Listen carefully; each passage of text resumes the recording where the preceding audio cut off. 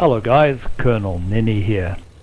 The purpose of this video is to introduce new players to the IL-2 Flying Circus Flight Sim. So today we're just going to familiarize you with the basics of engine starting, taxiing the aircraft on the ground, and takeoff. As you get better at flying these aircraft, you'll find that using the keyboard to fly it will be quite challenging, so I would recommend a cheap flight controller like a Logitech Wingman or a TS16000, something like that. So the first screen you'll come to is this one here. It lists all the different DLCs that you might have, and there's you with Flying Circus. Here's me with my name registered on the forum, otherwise you'll be given an automatic name of player 12345. First thing to do is to go into settings and look at key mapping, and that'll tell you all the different controls that you should set up so you can fly the game. For people keen on single player stuff, the scripted campaigns and a pilot career. IL-2 provides one of the best multiplayer immersions of any flight sim, and I would highly recommend you head in that direction once you get good at what you're doing. So let's jump in here and learn how to start, taxi and fly the aircraft. The first quick mission screen you'll get to is this one here, which gives you either the Arras or Western Front maps, and for the rest of the IL-2 World War II stuff, there's all the other maps. So we'll start off on this one here, which is the Arras map. Clicking on the airfield brings up this display here, which gives us a choice of the different sides we can fly on. These two are World War II, these two are World War I. So for the Entente is the French and the Belgian and the British and everybody else against the Germans and Austrians here. So we're going to fly this simple airplane here, the FALS D3A. So we click on that and then go to the wrench that's over here, and that'll give us the different settings for the aircraft itself. Here we can choose the fuel. This only takes 50 liters.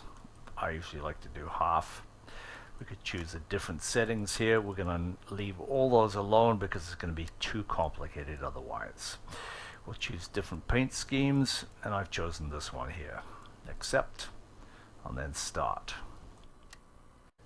The next map brings us here. We've got the mission itself, and then the specifications for the actual aircraft. Gives you all the details if you're interested.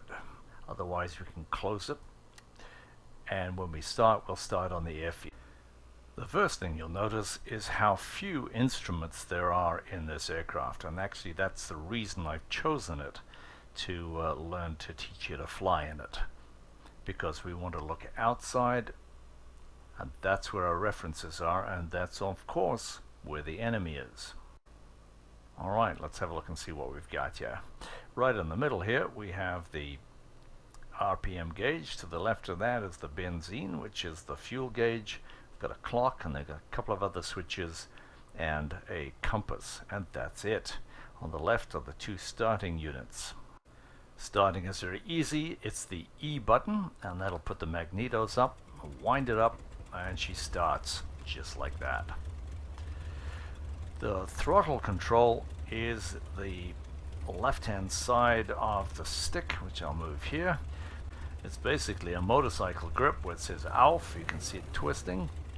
Twist it up, and the RPM goes up. Okay, and that's basically it. So the only other engine controls we have to know about are opening and closing the oil cooler, which is this lever to the right here. That's fully open, fully closed. Pretty Mickey Mouse, but that's it. It's very handy to be able to film yourself while you're taxiing and flying around and see how well you do. So the default for that is, I believe, left control R, and that'll give you an icon on the top right hand corner of your screen, says that the camera is on. Now remember, there are no brakes on this aircraft, and you have to control it by using the rudder. turn the rudder to the right, you can see the pedals on the floor, and to the left. So when we turn to the right, it's going to try to turn the aircraft to the right. When we turn to the left, it's going to try to turn the aircraft to the left. As we add the power, if we don't do anything at all, the way the slipstream works, it's going to pull the nose to the left. So we have to control that by using the right rudder. And it's very, very twitchy. And slow down, we don't have any brakes. Now if we're going to try to turn, it's going to want to turn to the left, so if we add power and give it some left rudder, it's going to want to turn left quite easily.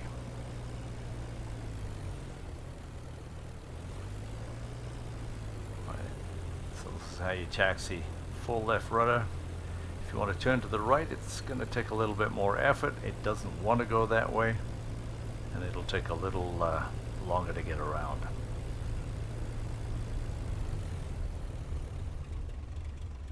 Okay. Alright, so now the takeoff sequence. We're going to try and keep it straight by using the rudder as we add the power. So as we add the power, I'm going to add a little bit of right rudder.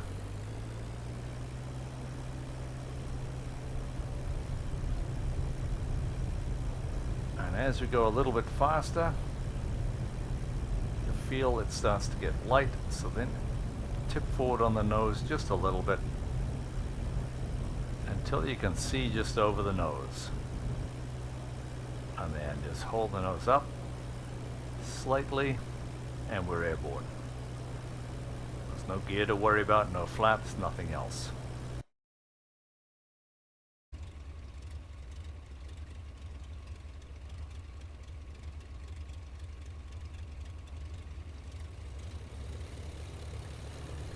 So this is a third-person view of what you saw of us doing in the first person. Notice the rudder here and see how it controls the direction of the aircraft.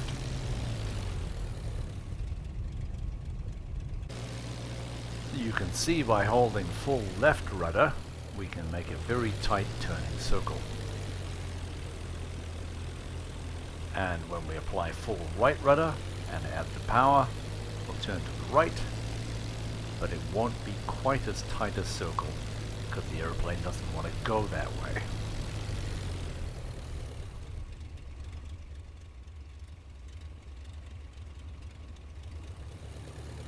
In the takeoff sequence, watch how I control the aircraft with the use of the rudder. Remember, it's right rudder to hold it straight, and as we pick up speed, we'll sort of center it a little bit better.